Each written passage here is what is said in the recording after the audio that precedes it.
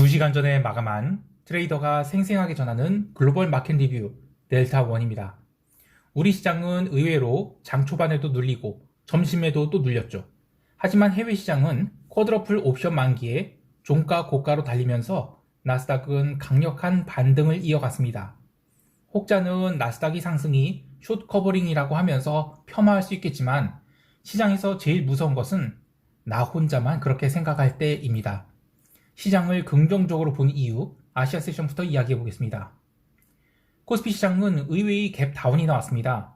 가장 큰 이유는 금요일 새벽 5시 27분에 나온 뉴스 때문인데요.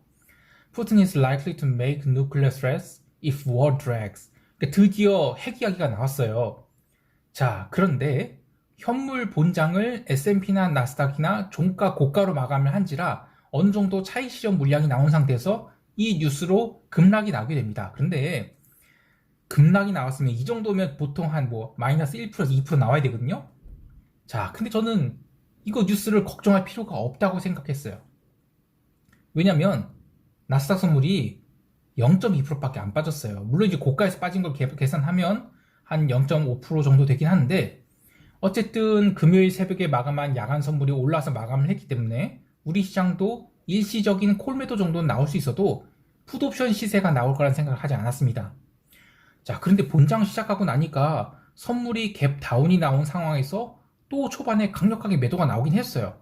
그래서 시장을 끊임없이 압박을 했죠. 이러한 매도의 주체는 의외로 개인이 선물 매도였습니다. 금액 자체로는 1,000억 넘는, 조금 넘는 금액이긴 한데 어쨌든 시초가를 갭 다운으로 밀었다는 점에서 시종 매매, 그러니까 시가와 종가에만 매매를 하는 그런 시종 매매를 한 쪽에서 장시작 그 동시효과에 시장가 매도를 쳤다고 보고 있어요. 그렇게 초반에 하락이 나오면서 1분 만에 359.20포인트까지 밀렸는데요. 당연히 이 기회는 풋 매도의 찬스에 선물 매수의 찬스라고 생각을 해서 포지션 잡아서 일단 전일 종가선이 회복될 때 추가 매수한 것은 이익 실현할 수 있었어요. 하지만 그 뒤로, 그러니까 9시 35분에 전일 종가선을 넘기고 나서 하루 종일 시세가 그야말로 껌딱지장이었습니다.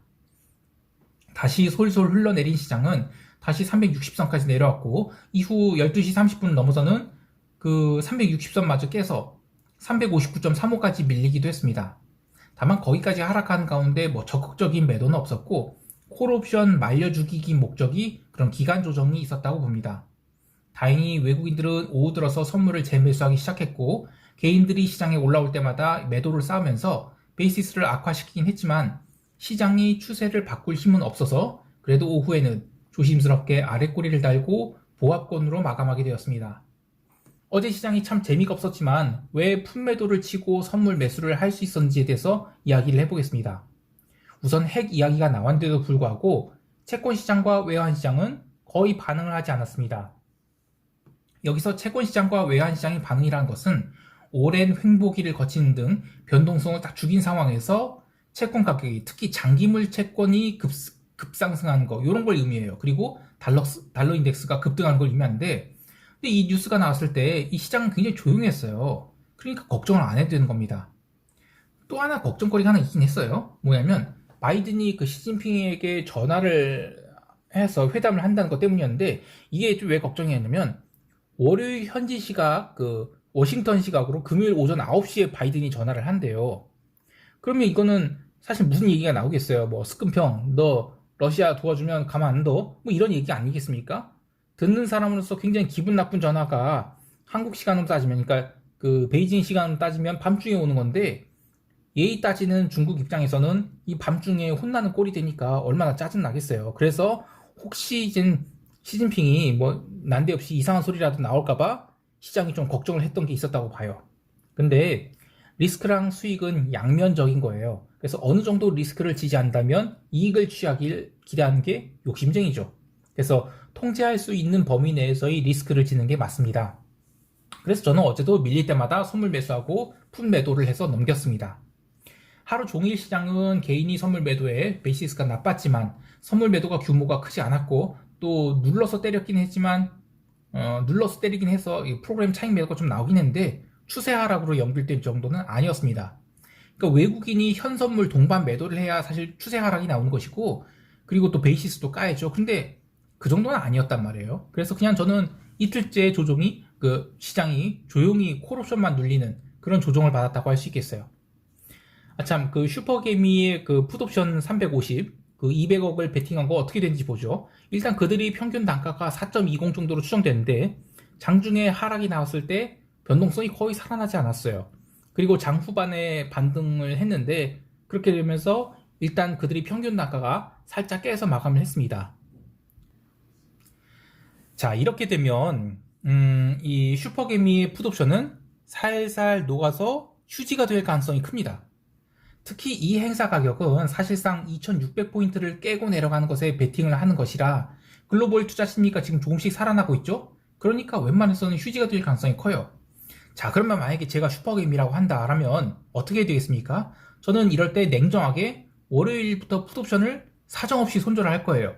물론 한 행사 가격에 200억을 담아놨기 때문에 이걸 시초가에 손절할 수는 없습니다.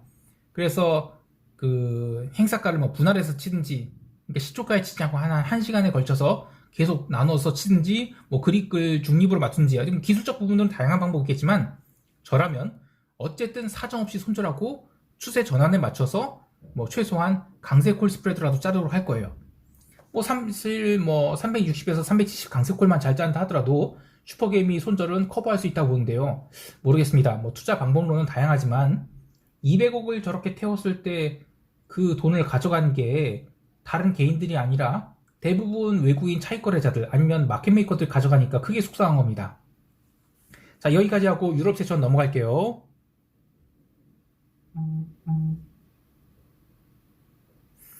유럽 지수 선물은 선물 옵션 만기를 맞이해서 눌림이 있었습니다. 물론 본장 종가상으로는 아래꼬리 달고 올라오긴 했지만 한국 시간으로 밤 9시가 이 최종 거래 시간이라서 그때까지는 하락으로 마감을 했습니다. 이 유럽 기준으로는 그때가 이제 점심시간 마치고 점심시간 마치고 땡 치는 거예요. 여러 가지 뉴스들이 있었지만 어쨌든 유럽은 자꾸 이제 푸틴이 헛소리 하는 것 때문에 스트레스 받아 했죠. 우크라이나가 고의적으로 협상을 지연시키는 것 같다. 이러면서 유로화도 꽤 많이 약세를 보이고 분위기가 좋지 않았어요. 하지만 이때 나스닥 선물 거의 밀리지 않았습니다. 그러니까 이제 전쟁 이슈는 이제 유로존 로컬 이슈고 글로벌 리스크로는 전이되지 않고 있고 또 혹여 핵이 정말 사용된다 하더라도 일시적인 충격이 나온 정도로 커버가 될 수 있을 것 같아요. 자, 그렇게 유럽 증시는 오전장에 콜옵션을 휴지 만들면서 만기를 마쳤고요. 이후로 미국 본장이 강하게 올라오면서 유럽도 반등을 해서 아래꼬리 달고 마감을 했습니다. 유럽 세션에서도 마찬가지로 시장이 방향성보다는 변동성이 하락했다는 것이 핵심이에요. 무려 7.83% 하락한 28.85포인트까지 내려왔는데요. 2주일 전에 제가 커뮤니티 게시판에 유럽에 투자할 역사적 기회가 있었다 이런 얘기를 했었죠. 정말 좋은 기회 아니었을까요? 마침 이 글로벌 변동성에 관해 메릴린치 증권 등 몇몇 기관에서 뒷북으로 이제 변동성 하락이 시작된 것이다 이런 얘기를 하고 있는데, 야 이놈들아, 이 변동성 40포인트 넘겼을 때 이야기를 했어야지 이제 다 올라온 마당에 무슨 얘기예요. 아유 참. 자, 상품 시장도 보겠습니다. 어제 유가는 유럽 세션 개장 직전 텍사스 기준 104.67달러까지 상승했는데 유럽 세션 내내 조정을 받아서 장중 101달러에서 102달러 권역에서 움직였고 장 후반 들어서 다시 104달러까지 반등을 했지만 이제 옵션 만기가 끝난지라 옵션 가격 정렬이 필요한 상황이고 그래서 기름 품매도는 여전히 유효한 포지션이라고 할 수 있겠습니다. 전반적으로 시장 변동성이 크게 줄었지만 구리도 톤당 1331달러까지 상승했고 커머디티 통화인 오지달러는 연속해서 양봉을 만들었습니다. 그리고 니켈 거래가 어제부터 재개됐는데 그저께부터 재개됐네요. 근데 첫날은 한가 마이너스 5% 한가, 그리고 오늘도 한가, 또 한가, 이렇게 계속해서 니켈은 한가를 맞고 있는데 당연하죠. 말이 안 되는 거였죠, 니켈은. 아유.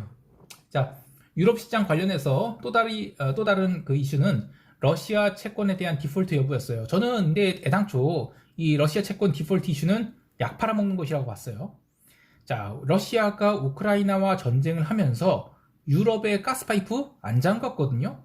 그걸 보면 바로 알 수 있어요. 왜냐면 자, 지금 가스대금 스위프트 제재로 그 받을지 안 받을지 모르는 상황이에요. 근데 여기서 잠가버린다. 그러면 해외 자산들 어떻게 되겠어요? 동결이 아니라 압류로 바뀔 수 있어요. 마찬가지로 채권이자 그거 1억 달러 조금 넘는 것이죠. 하나로 뭐 1,500억 정도 안 되는 돈인데 그걸 디폴트 한다? 그러면 해외 자산도 어떻게 되겠어요? 당연히 그 압류되는 거죠. 내고 말죠 그거. 마찬가지로 저는 핵도 사용하지 않을 것이라고 봐요. 핵을 사용한다면 그 해외 자산들 못 돌려받습니다. 인류의 적이 돼버리는데요. 뭐 여기서 뭐 첨언하자 하면 김정은도 마찬가지예요. 그 핵을 쓰는 순간 자신이 노예로 삼아왔던 2천만 인구와 함께 지구를 떠나게 되는데 그걸 왜 쓰겠습니까? 입말 나부라 그린 거죠. 어쨌든 그 JP 모건은 돈을 받아서 줬다고 하니까 나머지는 기술적인 문제들이 해결되면 문제 없을 것 같아요. 러시아 그 CDS 스프레드도 축소됐고요. 자, 이제 이 옵션 만기일인 미국 시장 볼게요. 미국 지수 선물은 유럽이 그렇게 눌리는데도 뭐 전혀 밀리지 않았어요. 이렇게 되면 현물 기준으로는 약보합 출발하는 겁니다. 왜냐하면 전일 미국이 현물은 종가 고가로 끝났고 이후에 선물 시장에서는 차익 실현도 나왔고 또 유럽 핵 이슈를 포함해서 여러 가지 노이즈들이 있었기 때문에 현물 기준으로는 갭 다운이 나온 것인데 이렇게 갭 다운이 나왔을 때는 이 하락 추세가 시작인가 아니면 일시적인 노이즈이고 반전이 나올 수 있는 것인가 이걸 봐야 돼요. 자, 그럴 때 가장 먼저 참고할 것이 변동성입니다. 한마디로 변동성은 전혀 오르지 못했어요. 그러면 이거는 시초가에 눌렸다? 아유 감사합니다고 매수해야 되는 거예요. 그리고 최소한 기존 매수는 꼭 홀딩해야 되는 겁니다. 특히 오늘은 주말을 앞둔 상황이에요. 그리고 이번 옵션 만기 특징이 리테일들이 풋옵션 매수에 많이 몰렸다고 해요. 그러면 그냥 다 죽일 가능성이 큽니다. 그래서 시장은 시초가부터 강세를 보였고 사실상 장중 조정 한 번 없이 그냥 끝까지 올라갔습니다. 사실 유럽 마감하까지 오르고 나서 시장은 뭐 나스닥 14,300선에서 다시 내려갈까를 고민했던 것 같은데 왜냐면 유럽 지수 선물은 그 뒤로 오르지 않았기 때문인데요. 하지만 시장이 전혀 내릴 생각하지 않았어요. 그래서 미국이 오후장에서는 일주일 동안 쌓였던 숏 포지션들이 손절매를 시작하면서 종가 고가로 만들었고 현물장 마감하고도 더 달려서 진정한 종가 고가로 마감을 했습니다. 이렇게 되면 아시아 세션에서 또 달릴 가능성이 있겠습니다. 개별 종목 보면 엔비디아 그리고 테슬라 상승 이런 거 뭐 그렇다 치고 메타 플랫폼스가 숏 커버링을 굉장히 강하게 받으면서 나흘 연속 양봉을 만들었어요. 그리고 양봉의 크기도 점점 커지고 있죠. 아마존이나 애플 뭐 이런 것도 연속된 양봉 만들고 있고요. 따라서 이들 종목이 상승 행진이 멈추는 것은 최소한 유럽 세션에서 강력한 양봉이 나와서 이들 종목이 미국 본장 때 갭 상승을 크게 해서 차익 실현 매물 맞는 거 아닌 이상은 한동안 숏 커버링이 이어질 것 같아요. 중국 관련 주식도 크게 올랐습니다. 나이스 23위까지 올랐던 나이스의 그 23위까지 떨어졌던 알리바바가 오늘도 7.9% 상승해서 시총 16위권으로 올라왔고 또 중국 딱지 붙은 주식들은 뭐 대부분 뭐 10%, 뭐 심지어 20%까지도 상승해서 마감을 했습니다. 자, 이렇게 미국 증시가 급등을 한 것은 숏 커버링이라고 할 수 있는데요. 조금 고민되는 부분이 오늘 나스닥이 역분속해서 급반등을 하면서 드디어 51선을 터치했습니다. 근데 51선이 지금 추세가 하락 추세예요. 다음 주에 여길 뭐 아시아 세션에서는 돌파할 수 있을 것 같아요. 근데 과연 본장 때 여길 돌파해서 더 갈 수 있을까에 대해서는 의견이 분분할 것 같아요. 근데 그럴 때는 이제 변동성을 봐야 됩니다. 변동성 지수는 지금 23.87포인트까지 하락을 해서 종가 저가로 됐고요. 변동성 선물은 아직 잔존이 많이 남았다고 하지만 25.60포인트로 엄청난 콘테고 상태예요. 하락은 무슨 하락입니까? 변동성 선물이 콘테고가 되면 그 다음부터는 해지 수요가 사라져서 밀려도 푼매도라는 거 여러 번 얘기했을 텐데요. 따라서 다음 주도 나스닥 선물 매수는 2고 3고 외칩니다. 자, 아마 주말이 지나면 미국 시장의 반등에 대해서 이런저런 말들이 많이 나올 것 같아요. 대부분 폄하하는 말들이 많을 것 같은데요. 뭐 이건 베어마켓 랠리다 이런 식으로요. 사실 미국 시장 월요일에 갭 상승이 크게 나온다면 월요일 일중에 한해서는 장중 조정 나올 수 있다고 봐요. 하지만 다음 주에 이번 주 주봉을 다시 감싸는 음봉이 나올 수 있느냐? 그건 좀 가능성이 낮다고 봐요. 그래서 이 변동성을 죽이는 과정이 최소 일주일에서 2주 정도는 나와야 다시 하락 전환이지 그전에는 하락 전환이라고 보기는 어렵겠어요. 자, 이제 시장 총평하면서 대응 전략 이야기할게요. 우선 해외 시장과 관계없이 우리 시장의 상승 모멘텀이 무엇이 있을까를 생각해보면 우리 시장에는 안타깝게도 폭등의 재료는 보이지 않습니다. 전일 미국 시장이 숏 커버링이 강하게 나온 것과 우리 시장이 추가 상승은 연결점이 별로 없기 때문인데요. 물론 어제도 이머징 인덱스가 2% 상승하고 한국물 ETF인 EWI가 0.52% 상승을 하긴 했지만 우리 시장이 갭 상승을 크게 한다고 해서 추세로 계속 당길 수 있느냐, 요거는 별개의 문제예요. 특히 어제 마이크로는 어제 하락을 했죠. 그러니까 어제 미국 시장이 추세 상승을 주도한 것은 메타 플랫폼스, 아마존, 테슬라, 또 엔비디아 이런 숏이 많이 나왔던 것들이 올라왔는데, 그렇다고 해서 한국에서 LG엔솔이 숏 커버링을 만든다? 그걸 기대하기는 좀 어렵다고 봐요. 자, 그래서 이렇게 생각합니다. 어중간한 갭 상승, 그러니까 0.5% 이내의 갭 상승이라면 저는 월요일도 또 매수 관점을 보고 있습니다. 그런데 만약에 1% 넘게 시가 갭 상승이 나왔다. 그거는 기존 선물 매수랑 품매도는 지속할 텐데 그거를 추가로 거기서 따라가긴 좀 부담스러울 것 같아요. 그래서 장중 조정이 나올 때 품매도 쌓는다. 이 정도로 대응하고자 합니다. 자, 우리 시장 대응이 참 어려운 부분이, 시장이 장중에는 거래가 없고 갭으로만 움직이고 있어요. 또한 시장 참여자들이 컨센서스가 아직도 이 리스크가 많아서 적극적인 베팅은 못하겠다, 뭐 이런 것 같아요. 근데 이러다 보면 반등을 그대로 놓치게 됩니다. 물론 어떤 리스크가 발생할지는 몰라요. 그런데 글로벌 시장 변동성이 지금 계속 하락 추세거든요. 이런 상황에서 주식을 안 들고 있다면 어한 사이에 종합주가 지수가 2800에 도달하게 돼요.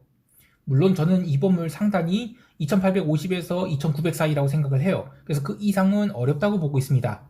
그리고 지금 양옵션 가격은 굉장히 비싸죠. 그래서 상승하는 과정이 이른바 곱게 나타나지 않을 가능성이 큽니다. 따라서 콜옵션 매수는 못하겠지만 풋옵션 매도에는 두 명의 친구가 함께하고 있습니다.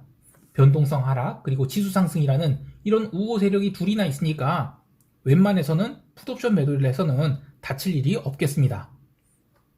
해외 시장에 대해서는 다음 주 초반까지는 리스크온이 더 진행될 것 같아요. 특히 유럽 시장이 추가 상승이 기대되는데요. 유로화가 금요일에 많이 눌렸기 때문에 리스크온이 제대로 반영되지 않았다고 할 수 있겠습니다. 따라서 휴전 소식이 들려오면 그때 아마 유럽 증시와 유로화가 파이널 슈팅을 줄 것 같아요. 그렇게 고점에서 슈팅을 만들고 횡보기를 겪은 다음 이제 유로화는 펀더멘털을 보겠죠. 그러니까 유로존 전쟁 채권 발행이라든지 지금 물가 이렇게 폭등한 거, 이런 것들에 이제 초점 맞추게 될 때 그때 유로화 매도를 노리도록 하겠습니다. 자, 그리고 기존의 오지달러 매수, 구리 매수, 나스닥 매수, 채권 스프레드는 계속 홀딩합니다. 즐거운 주말 되시기 바라고요. 그리고 코로나가 지금 급격히 유행 중인데 부디 건강관리 잘 하시기 바랍니다. 이상 델타원이었습니다. 감사합니다. 여러분,